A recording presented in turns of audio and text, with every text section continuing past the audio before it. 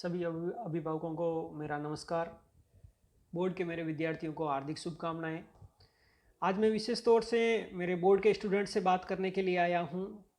आप जान चुके हैं पिछले सप्ताह हमारे पास में बोर्ड का जो संशोधित टाइम टेबल है वो आ चुका है। 18 जून से हमारे 12वीं के विद्यार्थियों के लिए और 29 और 30 जून को 10th के विद्यार्थियों के लिए एग्ज़ाम चल रहे हैं।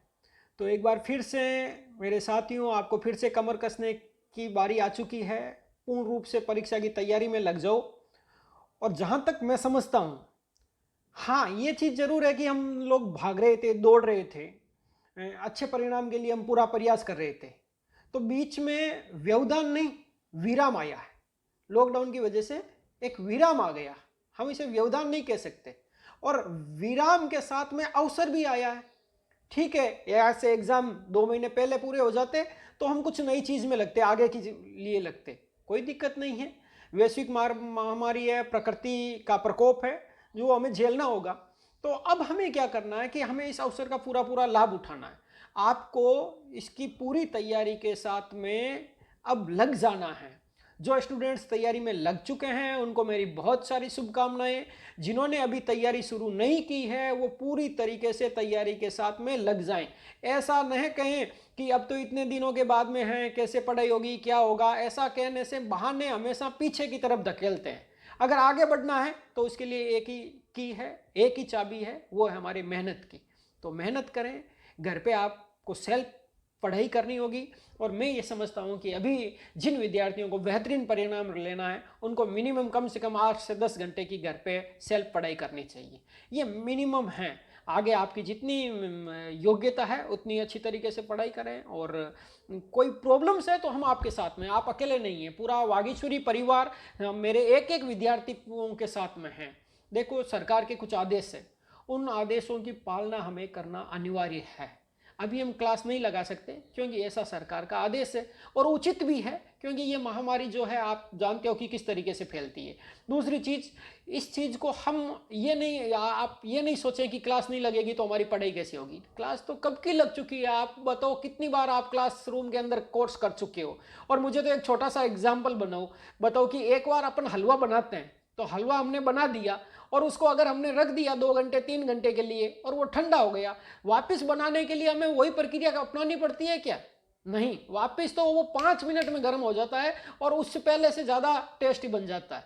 तो वही चीज़ है, आपका कई बार रिवीजन हो चुका है, हलवा बन के तैयार है, बस आपको एक बार उसे गर्म करना है, एक बार रिवीजन करना है। और जैसे ही आप रिवीजन करोगे तो आप पूर्ण रूप से तैयार हो जाओगे। इस रिवीजन के बीच में अगर आपको कोई प्रॉब्लम्स हो तो पूरी वागीश्वरी टीम, आपके शिक्षक आपके साथ में हैं। समाधान करने के लिए आपको मैं बता दूं कि वागीश्वरी के जो अपने स्कूल्स के जो व्हाट्सएप नंबर है वो आप हमेशा सेव रखें, 6375897845। उनको सेव कर लें और अपनी प्रॉब्लम्स नाम सहित लिख के उसमें भेज दें। आपको लगता है, जैसे मैथ्स में किसी बच्चे को लगता है कि सर मुझे 5वीं प्रश्नावली का रिवीजन चाहिए, अगर आप ये लिख के भेज दोगे तो मैं आपको गारंटी के साथ में कहता हूँ कि 5th प्रश्नावली की वीडियोज बन के आप तक सेंड कर दिया जाएगा।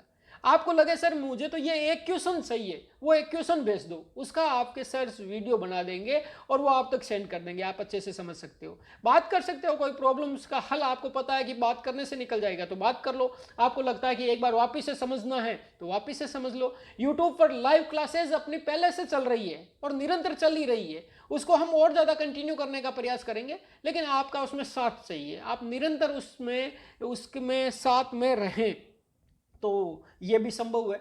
मेरा अभिभावकों से विशेष निवेदन है कि अभी इस समय आपकी जिम्मेदारी, टीचर्स और अभिभावक दोनों की जिम्मेदारी आपको निभानी है। तो आप कृपया करके बच्चों को मोटिवेट करें, पढ़ने के लिए प्रेरित करें। और अगर इसमें कोई बच्चा आनाकानी करें तो आप हमें सूचित करें, हम बात करेंगे। और वैसे मुझे लगता है कि हमारे 10th और 12th के स्टूडेंट्स बहुत समझदार हैं, बहुत अच्छी मेहनत पहले कर चुके हैं और उस मेहनत का पूरा पूरा लाभ लेने का अवसर ये है। और जिन बच्चों को लगता है कि पहले के 3 पेपर या 4 पेपर जो हुए हैं उसमें अगर कोई छोटी बड़ी कमी रही है तो उन कमी को पूरा करने का प्रयास हम यहाँ पर कर सकते हैं। तो मेरा फिर से निवेदन है कि अच्छी तरीके से मेहनत करें। विद्यालय परिवार आपके साथ में है, आपके इस घड़ी के साथ में है। हाँ, एक बात और बता दूं कि एग्ज़ाम का सेंटर कहाँ होगा, कैसे होगा, क्या रहेगा, इस बारे में आपको चिंता करने की कोई ज़रूरत नहीं है। जो पहले से सेंटर थे वही सेंटर बनेंगे, और अगर कुछ बदलाव होता है तो उसके लिए हम बैठे हैं आपके साथ में। आपको किसी भी चीज़ की टेंशन करने की ज़रूरत नहीं है। अभी आप केवल और केवल एक ही काम करें कि अच्छे से पढ़ाई करें। और कभी कभी देखो कुछ व्हाट्सएप आ जाते हैं, कई बार अखबार में भी न्यूज़ आ जाते हैं कि इस महामारी में एग्ज़ाम कैसे होंगे, ये है वो है, एग्ज़ाम पर कड़ा संकट। ये सारी फालतू की बातें हैं। इन इन बातों पर अगर हम ध्यान देंगे तो हम अच्छी मेहनत नहीं कर पाएंगे। मैं तो एक चीज़ जानता हूं कि सरकार ने बैठक की, मीटिंग्स की, हमारे कार्यालयों ने, बोर्ड ने टाइम टेबल जारी कर दिया, इसका मतलब एग्ज़ाम है। और 100% इस डेट को एग्ज़ाम होंगे, निश्चित रूप से होंगे। तो हमें बहाने बना के पीछे की तरफ नहीं जाना है, हमें तो मेहनत करके आगे की तरफ बढ़ना है।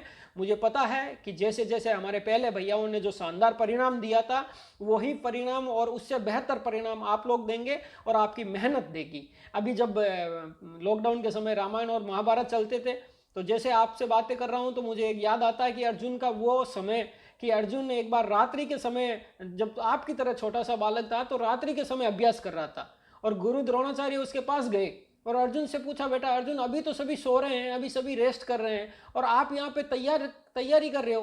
तो अर्जुन ने कहा कि अगर मुझे सर्वश्रेष्ठ धनुर्धर बनना है तो मुझे सबसे ज़्यादा मेहनत करनी होगी, मुझे बार बार अभ्यास करना होगा। बस वही सफलता का मूल मंत्र है। अगर आपको सफल होना है, आपको अच्छे अंक लाना है, आपको सर्वश्रेष्ठ बनना है, तो आपको बार बार अभ्यास और सबसे अधिक मेहनत और सबसे पहले मेहनत करके दिखाना होगा। और मुझे लगता है कि आप इस पर खरे भी उतरेंगे। तो मेरा एक बार फिर से सभी भैयाओं को ढेर सारी शुभकामनाएं। अच्छी से तैयारी करें और उसका अच्छा परिणाम होगा। इसके लिए हम माँ वागीश्वरी से आपके लिए बार बार वंदन भी करेंगे। धन्यवाद।